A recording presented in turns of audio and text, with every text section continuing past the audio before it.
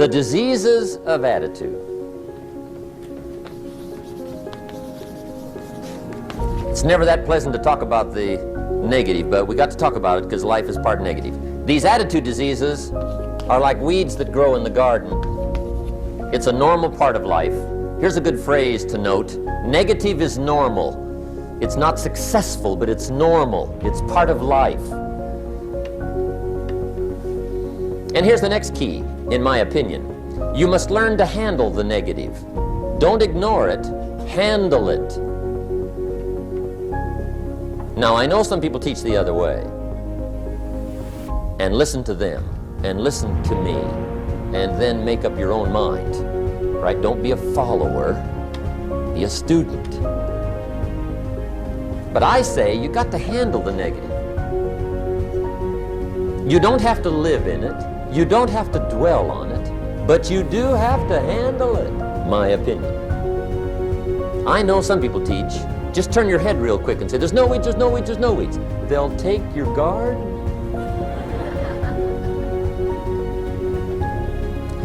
So you've got to handle the negative. Here's what part of it is. It's called the Great War Between Good and Evil. Mr. Reynolds and I are working on a new book this year called The Great War Between Good and Evil. And there is a war on. The minute you were born, you got involved in the war between good and evil, between darkness and light, between negative and positive, between evil and good, between tyranny and democracy, between weeds and human activity. I mean, the war is on. If democracy sleeps, guess who never sleeps? Tyranny. In the absence of light, guess what's automatic? Darkness. If good does not arouse itself and become active, guess what moves in? Evil. It's a war. A mental war, a physical war, a financial war, between enterprise and ease, between accomplishment and failure. It's a war. That's why there's an Old Testament phrase that gives the best advice for human activity when it says, 6 days labor, 1 day rest. Now, I'm sure we've taken that to mean, don't work all 7 days, take one off. Here's what it also means, only take one off. Or you're liable to lose the war. Now, we've got it down to 5 and 2, and maybe that's not too dangerous, I don't know. If God would have thought of 5 and 2, he might have made it 5 and 2. I don't know. You can't think of everything. But here's what it does mean. Enterprise is better than ease. If you rest too long, the jungle overtakes the village. Now, here's the good news about the war between good and evil. Evil is no match for good, but good must be active. Weeds are no match for human activity, but if you stand still, how far in will they come? All the way. They'll grow right up around your shoes.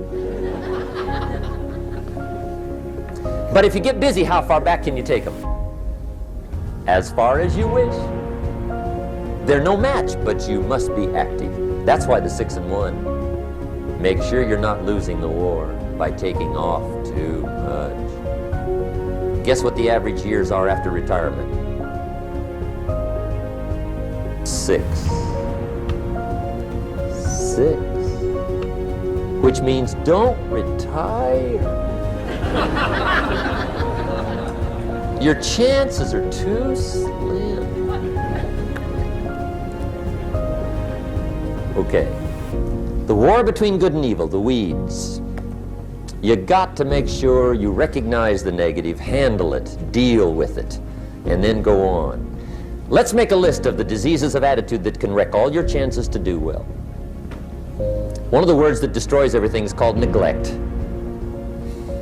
Neglect. And I found this out. A week of neglect could cost you a year of repair. It isn't worth it. So what to be on the lookout for? Here's the list. If you were making it, you'd have the same list I've got. Right? We're not covering anything new tonight. This is a reminding session, not a teaching session. But it doesn't hurt to go over it again. Here's the list. Attitude diseases. Number one is indifference. The shrug of the shoulder. The guy's not even concerned. He's just drifting. This is called the mild approach to life. A disease known as mildness.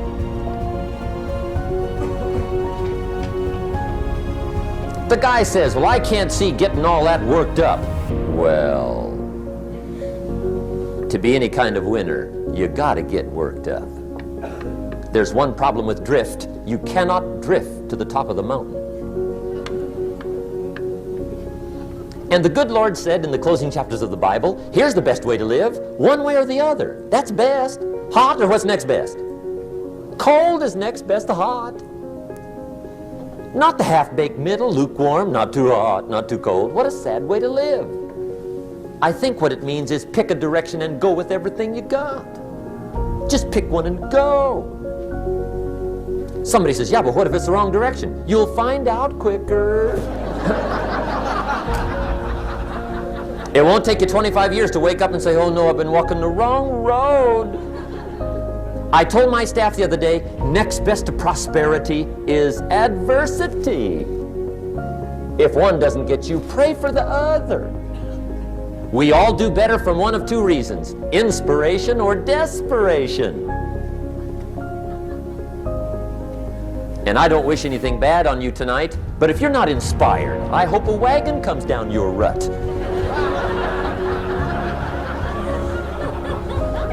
Whatever it takes to get you to try harder, read more, set your goals, and go for it. Somebody asked me one time, what quality would I pick if I wanted to work with somebody? And you know what I picked first? Number one, strong feeling. Please, number one, give me somebody that feels strong. About most anything, I don't even care. Just so they believe it. Even if they disagree with me. Wonderful. Just so they disagree vigorously.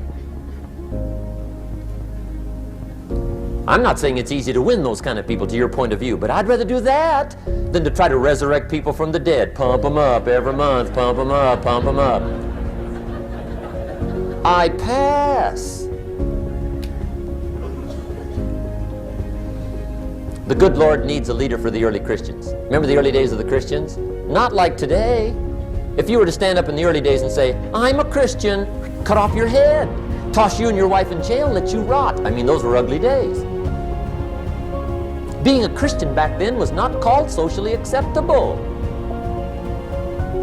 They didn't have 125,000 in the Los Angeles Coliseum to hear Billy Graham on a Sunday afternoon. Not back in those days.